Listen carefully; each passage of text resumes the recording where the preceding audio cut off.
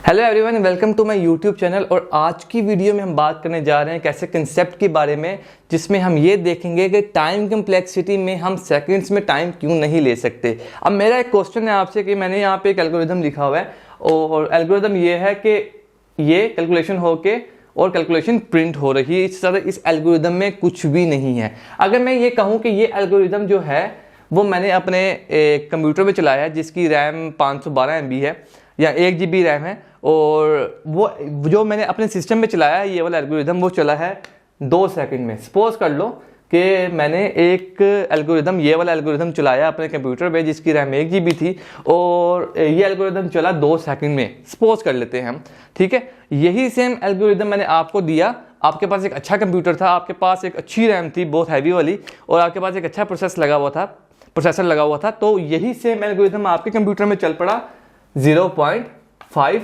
Seconds में। अब यहाँ पे आपने एक चीज नोटिस की कि एल्गोरिदम की स्पीड एल्गोरिदम के लिखने पे तो डिपेंड करती है। इसका मतलब क्या है कि एल्गोरिदम कितना अच्छा चलेगा वो इस पे डिपेंड करता है कि हमने डाटा स्ट्रक्चर कौन सा यूज किया है, हमने एल्गोरिदम को कितना एफिशिएंट बनाया, वो इस पे डिपेंड करता है। मगर इस पे भी डिपेंड करता है कि हार्डवेयर कैसा है।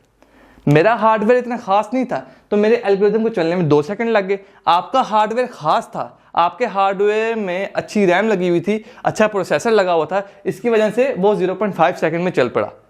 तो इसका मतलब सिंपल है कि सेम एल्गोरिदम डिफरेंट टाइम के साथ हमें डिस्प्ले दे रहा है। डिफरेंट टाइम के साथ डिस्प्ले देने से मुराद है डिफरेंट टाइम से चल रहा है।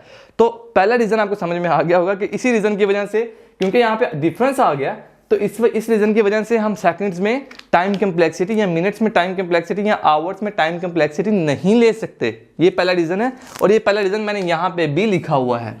दूसरा रीजन ये है कि प्रोग्रामिंग लैंग्वेज। अब ये रिसर्च से प्रूव है और बहुत अच्छे अच्छे प्रोफेसर ने अपनी बुक्स में ये बात की है कि C++ लैंग्वेज जो है वो तेज है जावा से। अब C++ लैंग्वेज क्योंकि तेज है जावा से, तो C++ लैंग्वेज एक एल्गोरिदम को ज़्यादा तेज रन करेगी जावा से। अगर यही सेम एल्गोरिदम मैं जावा में लिख दूं, तो क्या ये चांसेस हैं कि ये एल्गोरिदम C++ में तेज चलेगा या जावा में? बेशक पॉइंट सेकंड का ही क्यों फर्क ना हो। ऑफ कोर्स C++ में बेशक पॉइंट सेकंड से ही तेज हो, लेकिन C++ में ज़्यादा तेज चलेगा एज कंपेयर टू जावा।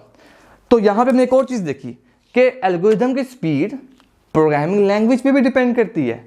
इसी वजह से दूसरा रीजन क्या है कि ये प्रोग्रामिंग लैंग्वेज रीजन है जिसकी वजह से हम सेकंड्स में टाइम नहीं ले सकते।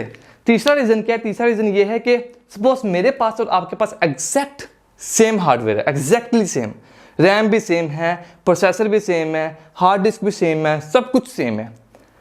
अब हम दोनों ने ये एल्गोरिदम रन करवाया, हम दोनों ने ये वाला एल्गोरिदम रन किया उस सेम हार्डवेयर पे। आपके पास अपना है, मेरे पास अपना है, ठीक है। मैंने कहा कि मेरे पे रन हुआ 0.8 सेकंड्स पे, आपने कहा मेरे पे रन हुआ 3 सेकंड्स पे।